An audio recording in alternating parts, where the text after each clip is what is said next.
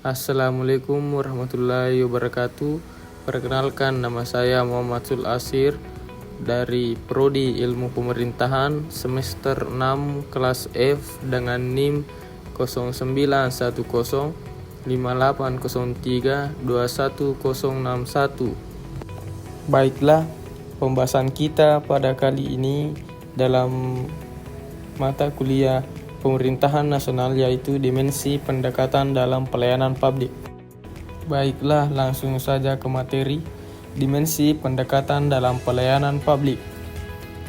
Pelayanan publik adalah kegiatan dalam rangka pemenuhan kebutuhan pelayanan sesuai dengan peraturan perundang-undangan bagi setiap warga negara dan penduduk atas barang, jasa, dan atau pelayanan administratif yang disediakan oleh penyelenggara pelayanan publik. Itu termasuk dalam Undang-Undang Nomor 25 Tahun 2009. Pada dasarnya, setiap manusia membutuhkan pelayanan. Bahkan secara ekstrim, dapat dikatakan bahwa pelayanan tidak dapat dipisahkan dengan kehidupan manusia. Masyarakat setiap waktu selalu menuntut pelayanan publik yang berkualitas birokrat.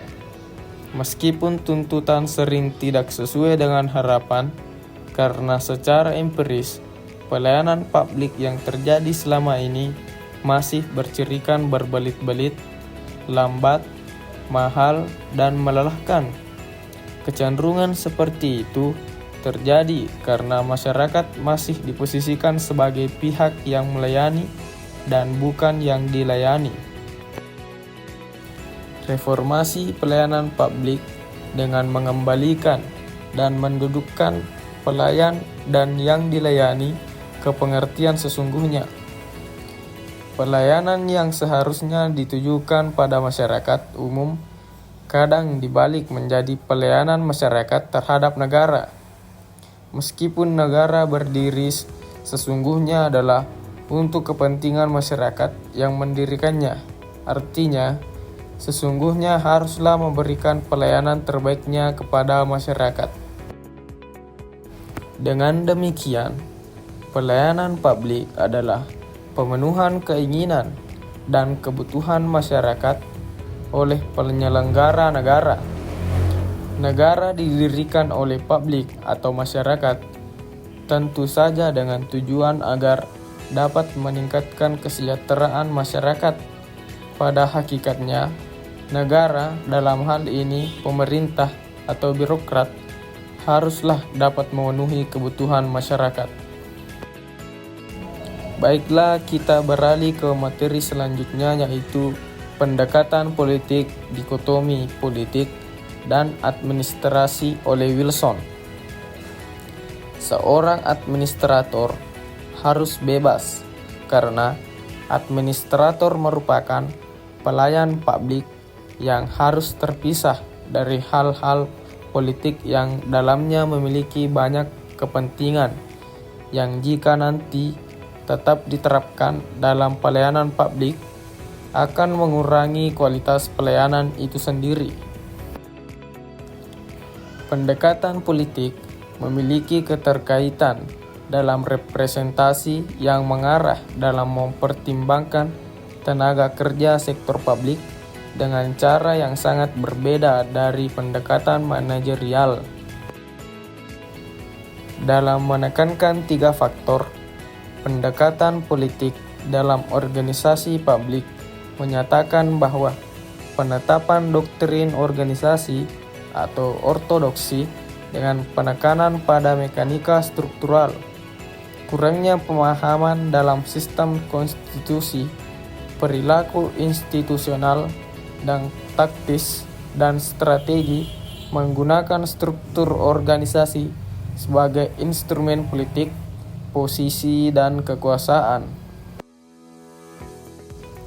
Selanjutnya adalah pendekatan publik. Pendekatan politik memiliki keterkaitan dalam representasi yang mengarah dalam mempertimbangkan tenaga kerja sektor publik dengan cara yang sangat berbeda daripada pendekatan manajerial.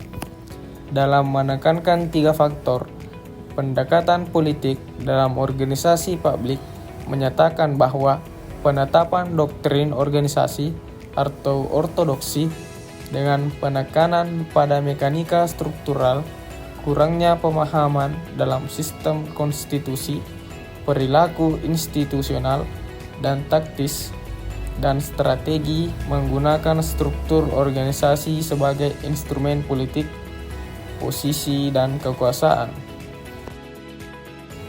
Selanjutnya yaitu pendekatan manajerial. Pendekatan manajerial menekankan pada kebiasaan pelaksanaan dari desain yang telah dirumuskan pada pendekatan politik, baik dari segi efisien dan efektif maupun dari segi anggaran dan sasaran, di mana pendekatan ini untuk mengelola dan mengkoordinasikan pekerjaan yang dibagi menurut prinsip spesialisasi. Pendekatan manajerial terhadap administrasi publik mengedepankan suatu pandangan individu. Pendekatan manajerial menekankan suatu metode saintifik dalam pembangunan atau pengembangan pengetahuan. Dalam prakteknya, pembahasan administrasi publik sebagai suatu ilmu pengetahuan telah memajukan suatu upaya pengembangan generalisasi tentang perilaku administrasi. Dan yang terakhir yaitu pendekatan hukum.